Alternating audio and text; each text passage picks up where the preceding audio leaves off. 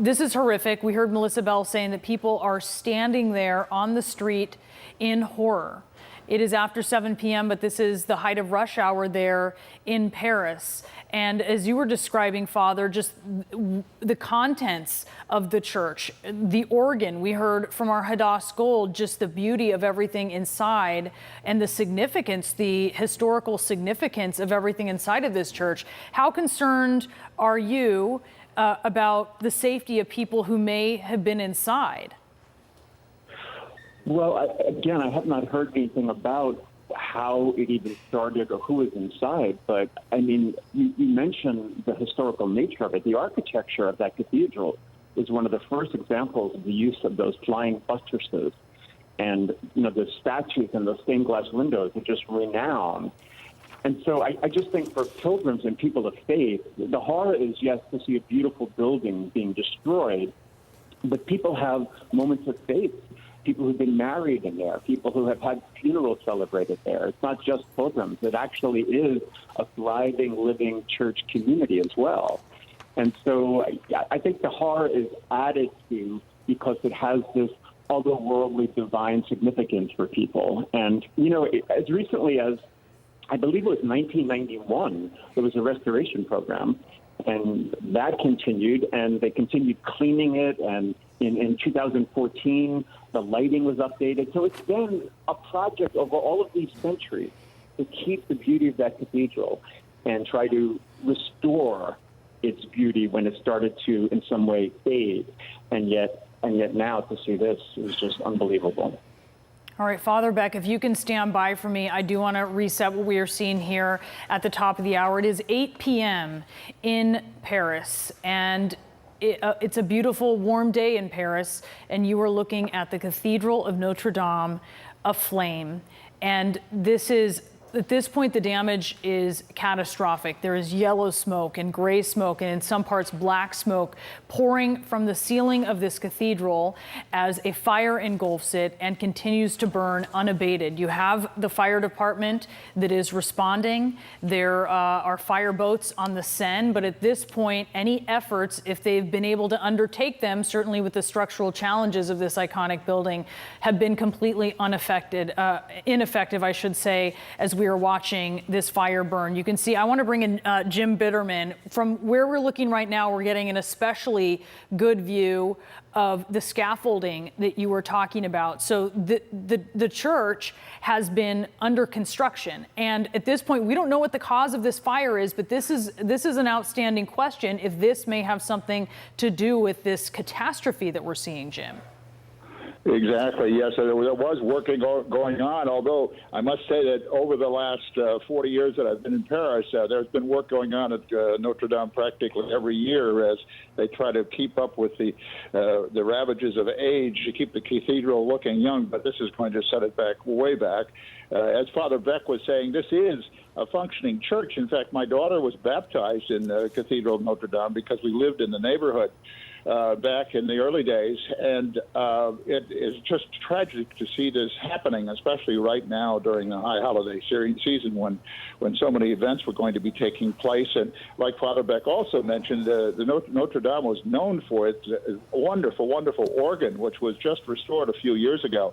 And what remains of that is something that we'll have to see after things get under control here. But they don't seem to be anywhere near that right now. In fact, it seems to be burning out of control. Of course, it's a lot of old wooden beams and things like that. And just a few minutes ago, I'm not sure that our listeners were watching, but the spire that sits at the center of Notre Dame collapsed and fell down, symbolically spelling the end of the roof and a real setback for the cathedral.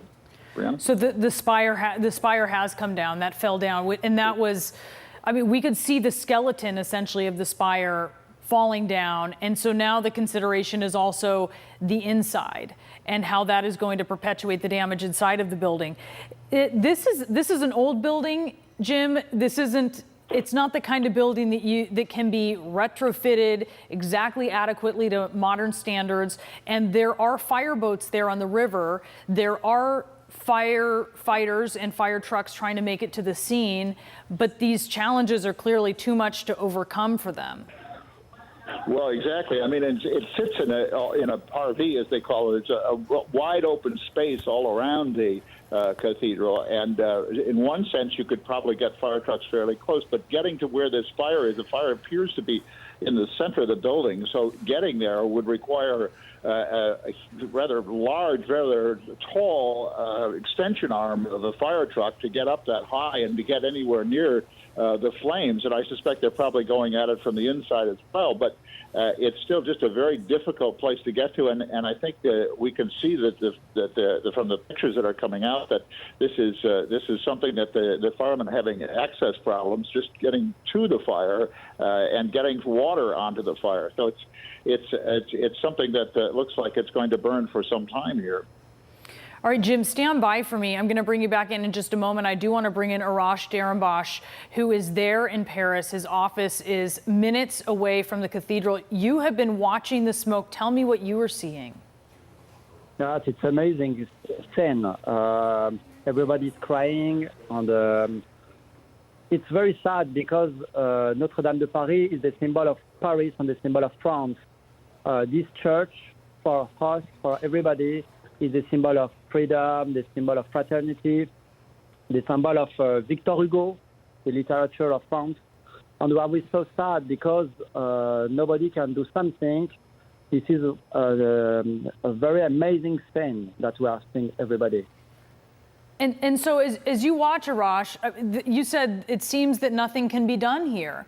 You hear the sirens, right? I mean, you're hearing the fire department respond, and yet they don't seem to be able at this point to intervene. Nobody sees something at first, but I think that everybody said that it is a problem of technique, a technical problem, that this is the origin of the fire. Maybe, I don't know.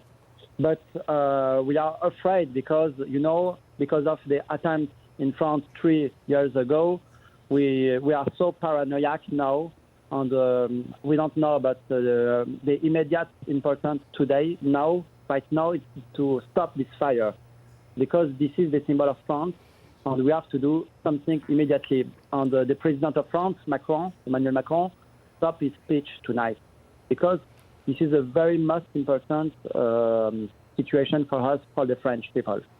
That's right. The French president had an address, and he is delaying that in light of this, which just shows you how significant the damage to this national treasure it is going to be. And so, Arash, is Paris stopped essentially just talking about this and watching this? You must be able to see this from all over the city. Everybody is afraid right now because of this situation, because we don't know exactly what happened. The first security is coming, the fire persons are coming immediately to do the best work. I and everybody hope that they will stop this fire, because the lots of parts of the church could be maybe a brooch, and we are very sad to see that. Very, very sad, and we are afraid, and frightened. Yes. What are you afraid of? We are afraid because this church is a very important church for us. This is the most important and the symbol of the Church of France, and the security of this place could be very important. But it's amazing that this church could be in fire right like that, because everybody is. It's a surprise for us. I'm sorry, I don't found my words, because we don't understand how it's possible that this church is coming to be in fire because of a technical problem. It's impossible for us. Impossible. And it is impossible as we watch along with you, Arash. Thank you so much for speaking with us from Paris as you see this. What you were seeing right now, this is the Cathedral of Notre Dame. It is on fire. These are pictures from moments ago. You'll see that spire there on the left side of your screen. That has fallen through the roof of the church. That is the side of the front facade that you're seeing on the right side of your church. It's sort of a double towered, for lack of a better architectural word, facade that you can see from the front. And these flames have been coming really from the back roof of the Cathedral of Notre Dame, and they have been moving closer to the facade. We have a description from one of our reporters there on the scene of cinders on fire, small pieces of wood, flammable material actually coming down on people there. Her hair got singed as people started to move away, because this started as, well, the first pictures that we were seeing coming in, you could see smoke coming from the Cathedral of Notre Dame. Then there were visible flames, and then it just became fully engulfed through the roof. You can see there's scaffolding there. This is the area where the spire once stood. It has since crashed through the roof of the Cathedral of Notre Dame, this iconic building, this icon of Gothic architecture, this very important building and structure to Paris, to the Catholic Church. This is a church community. This is a historic building, and this is something of such national significance